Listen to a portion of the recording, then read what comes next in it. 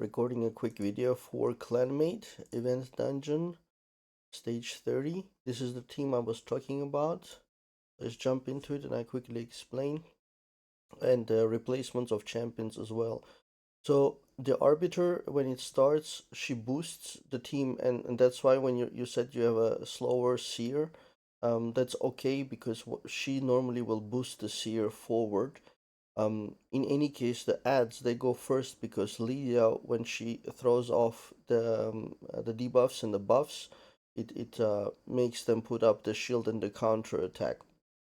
So then you want then when Seer goes, she'll clean up all the buffs, of course, and kill off the ads, and that's basically her job is done there. So what you can replace is the middle two champions here. So I suggest to keep the Arbiter, the Lydia, and the Seer. If you don't have the 5-star Mithrala, you can use multiple other champions. I've tried here Wukong. I've tried here any block buff champion. Block buffs is what's the most important because you see Odin keeps on putting every X turns. I think it was every 9 turns or something like that.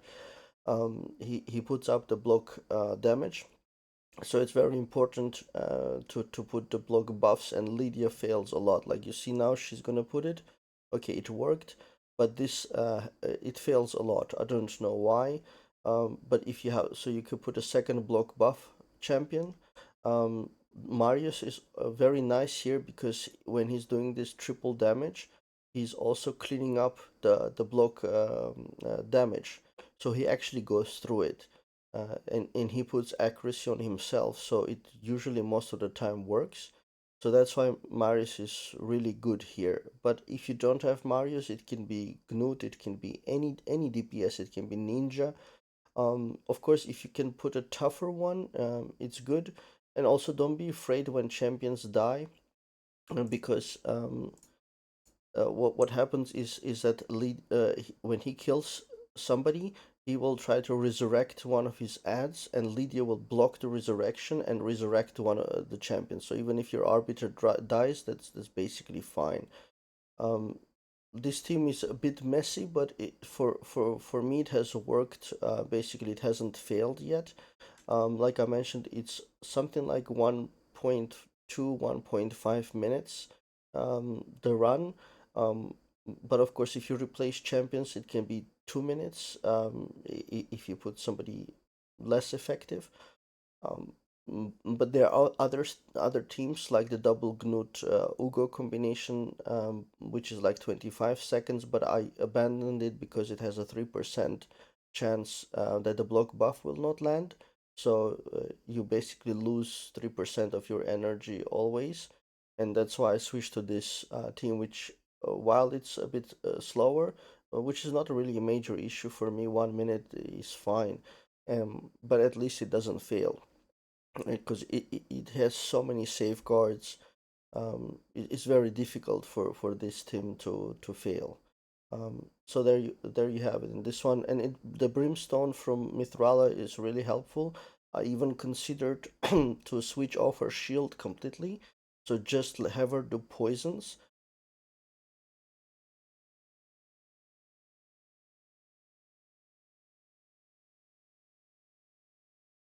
So that's also an option, just to get her, just to keep doing only poison, poison, poison. For now, I have the shield on because I feel like it gives a bit of safety. But I think the team is probably gonna be fine if I switch it off. I'll maybe test it later if I have time. So this one went up to 2 minutes, but if the brimstone works, it also can be as low as 1 minute, I think. So that's it. Oh, in terms of the stats of the team, let's quickly have a look at that. So the seer that you were worried about, I have the same speed, 252. So that's the seer.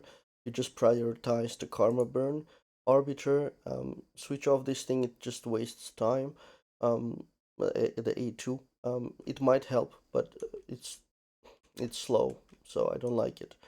Uh, for Lydia, open up with the A2 to because the seer needs it. but priority one should be the block buffs. And then for DPS, whatever the DPS does, for Mithrala, don't open with a buff setting. It messes up and you can fail. So open with poison, that's very important.